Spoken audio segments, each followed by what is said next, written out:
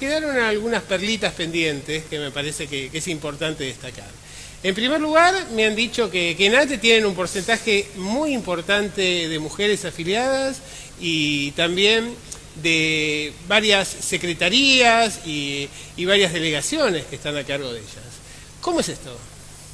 Bueno, en primer lugar nosotros hemos desarrollado con muchas compañeras nuestra ATE Provincia de Buenos Aires. Como miembro del Consejo Directivo Provincial puedo decir que en nuestra ATE tenemos el 65% de mujeres afiliadas. Tenemos varias secretarias generales, nosotros no tenemos delegaciones, tenemos seccionales con todo secretariado, y nuestras mujeres, en la mayoría de las secretarías, son secretarias generales, han avanzado mucho en este último tiempo, y nosotros nos sentimos orgullosos de eso porque están en los lugares más importantes y clave de nuestra organización. Bueno, la verdad que es un ejemplo a imitar y bueno, en el paso 50 y 50 que ya se ha promovido desde varios espacios políticos. Y la última pregunta que nos quedaría en este tramo de nuestro programa para los representantes de la Universidad de Quilmes, del sindicato docente, es respecto de las medidas de fuerza que se están desarrollando en el marco de esta semana y qué perspectivas ven hacia futuro.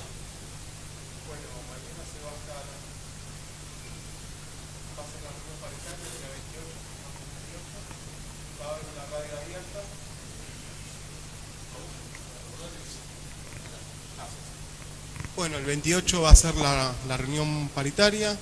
En Palacio Pisurno el martes va a haber una radio abierta con una campe y los días 29 y 30 va a haber un paro. El 30 va a ser un paro con movilización, marcha. Y en cuanto a las perspectivas a futuro de esta lucha sindical, ¿ustedes piensan que va a haber un cierre por decreto? ¿Piensan que se pueden generar nuevas negociaciones? ¿Cuál es la perspectiva en este momento? No, bien, nosotros como miembros de un sindicato, como miembros de una federación, apelamos que al Ministerio y todas las instancias negocien y que lleguemos a un acuerdo. Como tal lo dijo Rodrigo hace un rato, estamos hablando de un 35% de aumento. Así que esperamos que la negociación continúe y llegar a buen término, no solamente para nosotros como trabajadores docentes universitarios, sino también para el conjunto de la universidad, ¿no? Y también de la sociedad. Bueno, les agradezco mucho su presencia, espero verlos de nuevo por aquí en situación un poco más próspera, ¿no? Y tal vez con estos problemas definidos y pudiendo hablar más de temas de formación, de capacitación y no la lucha cotidiana por el salario. Muy buenas noches. Gracias, buenas noches. Buenas noches. Otra vez la voz de la conciencia sindical. Otra vez. Mire, usted fue docente. Es docente y seguirá siendo docente porque es historiador, aparte de periodista. Así es. Pero no solo de educación vive el hombre. Se da cuenta porque se educa para ser un hombre productivo en la sociedad, en definitiva, sea en los servicios o sea en la producción. ¿Y por qué no hay invitados de la producción y de los servicios? ¿Cómo que no hay invitados de la producción? ¿A dónde están? La producción fue, en realidad, a los primeros a los que recurrimos en este programa. Y mira, primero que nada voy a acercarles un elemento fundamental para el programa, como son los micrófonos, ¿no? Así que ahora están empoderados. Tenemos aquí la presencia de Mario Mora, secretario general del sindicato de Telecom de Buenos Aires. Muy buenas noches. Sí, buenas noches. Sí, el sindicato es CEPETEL y agrupamos a todos los trabajadores profesionales de las empresas del sector telefónico. Y bueno, soy secretario general, pero del ámbito de la seccional de Buenos Aires, que abarca Capital y Gran Buenos Aires, o sea, todo el AMBA y Capital. También tenemos aquí entonces a Ricardo Vigliano, secretario general a nivel nacional. Así es, correcto. Y Rubén Andrada, secretario adjunto de la Unión Obrera Metalúrgica de Morón. Así es, bueno, muchas gracias por la invitación y felicitarlos por el programa. Bueno, vamos a comenzar con los compañeros telefónicos. Yo, en realidad, mientras era estudiante, trabajé en la vieja empresa nacional de telecomunicaciones, así que que nos une algún tipo de reconocimiento común con la actividad y con la vieja empresa que, bueno, lamentablemente fuera privatizada en los años 90. ¿Cuál es la situación actual del sindicato, de los trabajadores y en términos de la cuestión paritaria? Bueno, nosotros estamos en la mitad de la paritaria, o sea que es año partido, o sea que estamos en el primer semestre de la paritaria. Actualmente estamos usando una cláusula gatillo que es la reapertura o la rediscusión, reconsideración de lo arreglado en julio del año pasado con las empresas. Así que estamos en charlas, en primeras reuniones sobre esta ¿Cuál reapertura. es la perspectiva que ven en términos de...? Hay mucha discusión de números, ¿no? Pero concreto todavía no hay nada. Pero es duro, el panorama es duro. Y en ese contexto, varias veces hemos paseado por las calles de tu ciudad y nos llamó muchísimo la atención ver la velocidad con que se degradaba el paisaje, si quieres llamarlo así, de la industria. Contame cómo se vive desde adentro eso. Sí, bueno, sí, lamentablemente es así como lo decís. Nosotros, bueno, somos la Unión Obrera Metalúrgica, la jurisdicción nuestra abarca varios distritos, la zona de Morón, Hurlingham, Ituzaingó, Merlo, Moreno y Marcos Paz. En ese radio, en esos diferentes distritos, tenemos aproximadamente 700 empresas y en la gran mayoría le bajó la producción. Tenemos compañeros que están con cronograma de suspensiones, compañeros que les cuesta cobrar la quincena, no están cobrando la quincena en términos, y tenemos una fábrica en la zona de Hurlingham que tuvo que cerrar las puertas. Una fábrica que hace máquinas agrícolas, hace las cabinas. La empresa, el cliente de esta empresa decidió importar. El problema que tenemos también es que el gobierno nacional decidió abrir la importación y bueno, esta gente está comprando las cabinas a Italia y bueno, tuvo que cerrar la fábrica y los compañeros quedaron despedidos. Nosotros estamos en un plan de lucha ahí con esa fábrica que la tenemos tomada todavía hace más de un mes y tratando de recuperar los puestos de trabajo o cobrar la indemnización, porque hasta ahora no cobraron nada. El otro día estábamos en la marcha del 24 y hacíamos una reflexión con Claudia justamente respecto de cómo estamos volviendo a discutir cosas que parecían cerradas y cómo nuevamente cuestiones que tienen que ver con la integridad humana, con los derechos humanos, con la dignidad del trabajo y demás, han quedado cuestionadas y se encuentran en una situación muy grave. No hay un gran temor dentro de buena parte de los sectores trabajadores respecto del futuro. ¿Cómo se percibe esto dentro de tu gremio? Por supuesto que sí. Bueno, el trabajo dignifica al ser humano, ¿no? Y por supuesto que es muy incómodo y el trabajador se siente muy mal teniendo en cuenta que puede perder su puesto de trabajo y de esa manera no puede alimentar a su familia, ¿no? Mario, ¿cuál es el perfil del trabajador del gremio de ustedes? Bueno, nosotros representamos a los profesionales de todas las ramas, o sea, estamos representando a estudiantes recibidos en escuelas universitarias, también en escuelas técnicas de estudio terciario reconocidos por universidades, y tenemos un segmento bastante, digamos, discriminado por las empresas que están en una situación fuera de convenio, con lo cual no tienen un convenio que los represente, no tienen un sindicato que los represente, que los apoye. Estamos en conversaciones con las empresas para que nos permitan, por ejemplo, poder firmar un convenio para todas las empresas móviles, los trabajadores de empresas móviles. En ese sector, hoy por hoy, la empresa esgrime que como son trabajadores nacidos en empresas que nacieron post privatización, es el caso de Movistar y de Personal, ellos consideran que no les corresponde el convenio telefónico. Nosotros decimos que sí, y es una vieja discusión de la cual no podemos salir porque están encaprichados en no dar el brazo a torcer, y mientras tanto los compañeros siguen estando desprotegidos. Y en referencia con los compañeros a los cuales sí se les reconoce el estatus de telefónico, ¿las diferencias salariales y las condiciones de trabajo son significativas?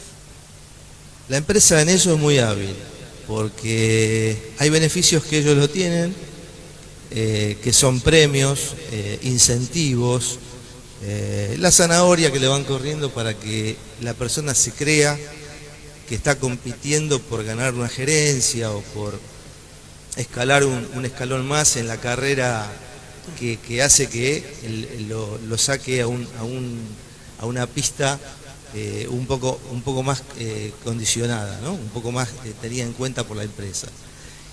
Nosotros, en cambio, no tenemos esos incentivos, pero tenemos los beneficios del convenio, que en realidad están firmados desde hace un tiempo, pero que incluso hoy en día la empresa está empezando a negar sistemáticamente, cosa que antes no ocurría. Sin duda tiene mucho que ver con la realidad política que estamos viviendo hoy en día en el país, justamente lo que acabas de decir vos, que nos están empezando a poner techos a un montón de derechos conquistados hace muchos años, que los telefónicos habíamos ganado y otros gremios también, y hoy en día nos quieren poner el techo a paritarias, techo a tener un convenio digno, techo a tener un montón de trabajadores fuera de los convenios. La verdad que no nos queda otra que seguir luchándola, o sea, tenemos que unirnos y seguir en la lucha, ¿no?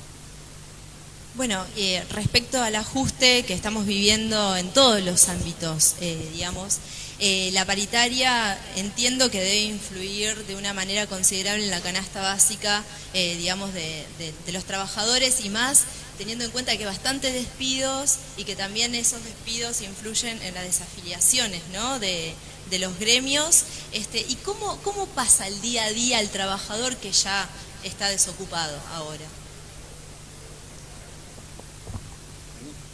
Y bueno, lo que hablábamos un poquito recién, ¿no? Una situación muy complicada.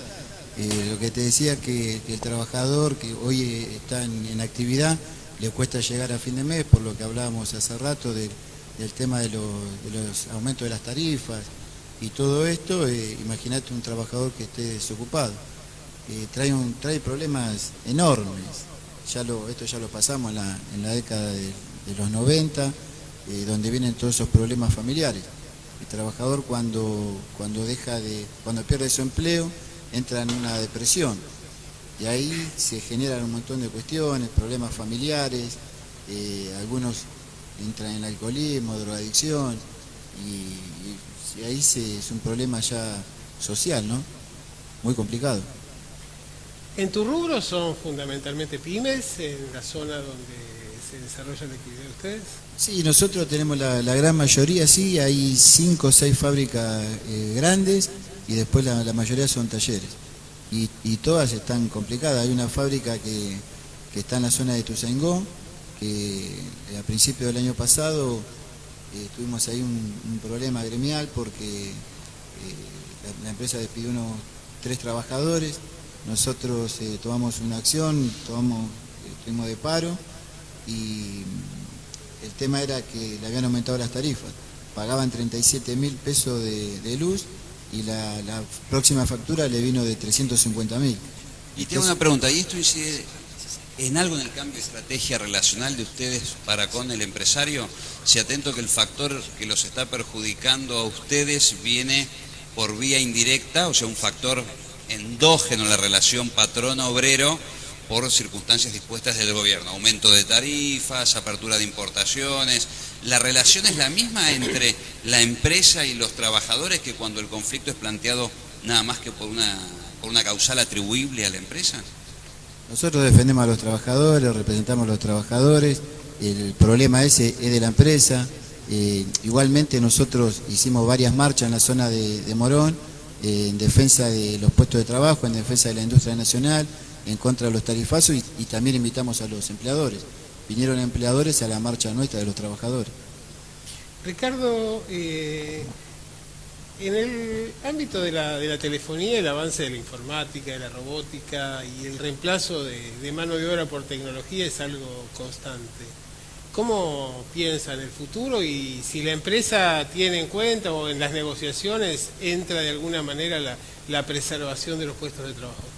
No, hay un tema que más allá del avance de la tecnología se viene dando, que es, antes no se hablaba de planta permanente y tercerizados. A lo largo de estos años eso ha ido cambiando la relación de fuerza y se empieza a incrementar la tercerización de la mano de obra por diferentes proveedores, diferentes contratistas.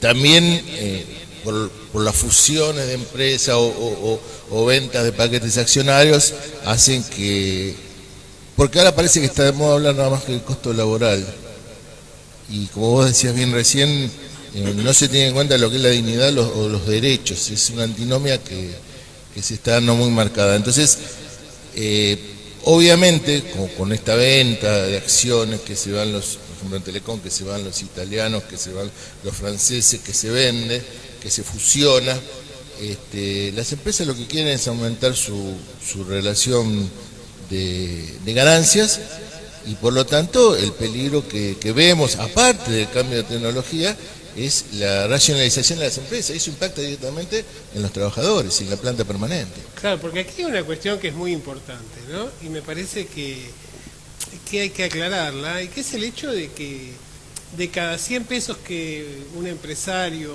paga, en realidad llega al bolsillo del trabajador menos de 40 pesos de promedio. Y en realidad el costo laboral es altísimo, pero no porque el salario sea elevado ni su capacidad de compra, sino fundamentalmente porque tenemos un Estado voraz que claramente avanza para sostener sus políticas sobre los ingresos de los trabajadores. En la medida en que exista un proyecto nacional con redistribución, de alguna manera uno entiende que esa porción que se quita a los sectores o a los trabajadores que tienen mejores ingresos, podría ir a parar a políticas de inclusión social o políticas que de alguna manera traten de limitar la brecha que existen entre unos y otros. Pero, por otro lado, vemos que en realidad no ocurre esto, es decir, que fundamentalmente lo que tenemos es un avance significativo sobre el salario. En realidad no hubo un cambio demasiado importante en términos de las escalas del impuesto de las ganancias, y con los próximos aumentos de las paritarias seguramente vamos a quedar en una situación muy grave, y efectivamente parece como que es un debate permanente en el cual siempre se está golpeando contra un muro, y cuando el muro cae aparece otro muro detrás. Claro, aparte se atenta o empieza a aparecer de vuelta lo que parece superado, que es la figura fuera de convenio. O sea, en estos últimos años se ha reducido mucho. Más, nosotros hemos luchado yo personalmente estuve 18 años fuera de convenio, logramos tener un convenio, y ahora lo que está pasando es que nuevamente se está pasando a la gente fuera de convenio. Eso significa merma en derechos laborales y en conquistas. Un retroceso es en ese sentido, por lo tanto se precariza el horario, se precariza el sueldo y diversas cosas, ¿no? Diversos beneficios de los cuales hemos gozado y hemos luchado para gozarlos, ¿no? No fue gratuito.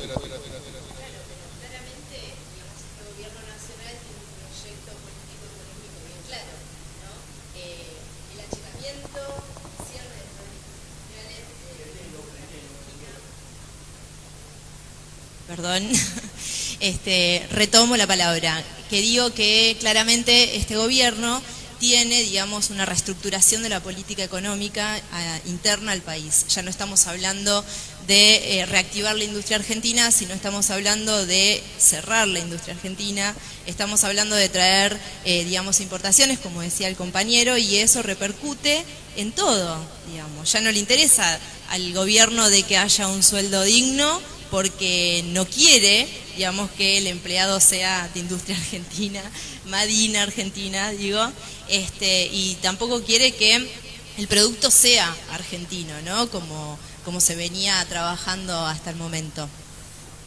Sí, lamentablemente es así. El presidente de la Nación ya lo había dicho hace unos años atrás, que hay que bajar los costos y dijo claramente que el salario es un costo más. Y nosotros no teníamos ninguna duda de que iba a hacer esto.